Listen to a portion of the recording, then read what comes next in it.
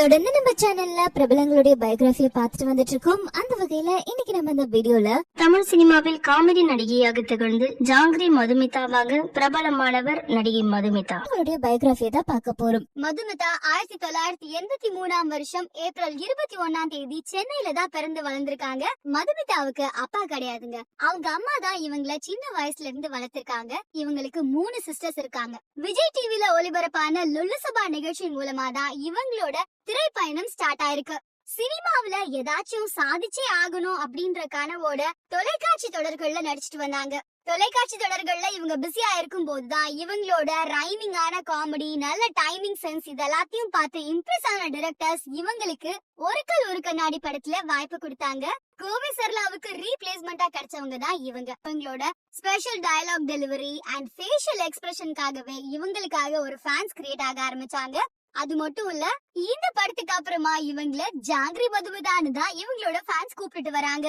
And இந்த படத்துக்கு அப்புறமா அவங்களோட திறமைய ரொம்ப அதிகமா வெளிப்படுத்தின படம் எதுன்னு பாத்தீங்கன்னா இதற்கு தானே ஆசைப்பட்டாய் பாலகுமாரா.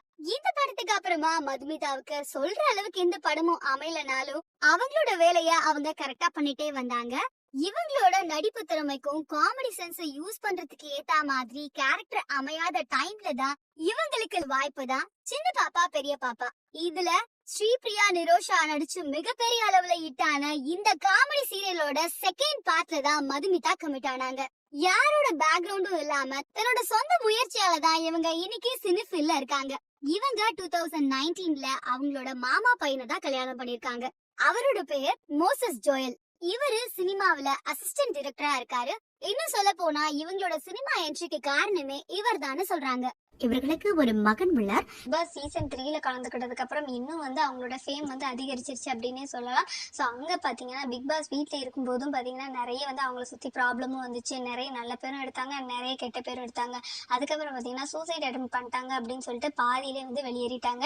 மதுமிதா அவங்க பிக் பாஸ் வந்த சமயத்துல மதுமிதா அவங்களுக்கு பிக் பாஸ்க்குள்ள நிறைய பிரச்சனைகள் வந்துச்சு. சொல்ல போனா அவங்க புகார் கொடுக்கறதெல்லாம் கூட சொல்லி இருந்தாங்க. அவங்க வெளியே வந்து பேட்டி கொடுத்தப்ப கூட நிறைய வைரல் ஆச்சு. இந்த நிலையில மறுபடியும் அவங்க குக் வித் கோமாளி நிகழ்ச்சிக்கு வந்திருக்காங்க. பிக் பாஸ் நிகழ்ச்சி தந்த மனக்கசப்பு அவங்களுக்கு ரொம்ப நாளா இருந்திருக்கு. நிகழ்ச்சி முடிஞ்சு வெளியில வந்ததுல இருந்து எந்த நிகழ்ச்சியில அவங்க கலந்துக்கல. எந்த பொது நிகழ்ச்சியில முகம் காட்ட வேண்டாம்னு ஒதுங்கி இருந்தாங்க.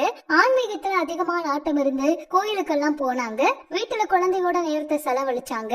இப்ப அவங்கள குக் வித் கோமாளி நிகழ்ச்சிக்கு கூப்பிட்டு இருக்காங்க. ஆனா அப்ப ஒரு சில காரணத்தால முன்னாடி கூப்பிட்டப்போ மறுத்துட்டாங்க.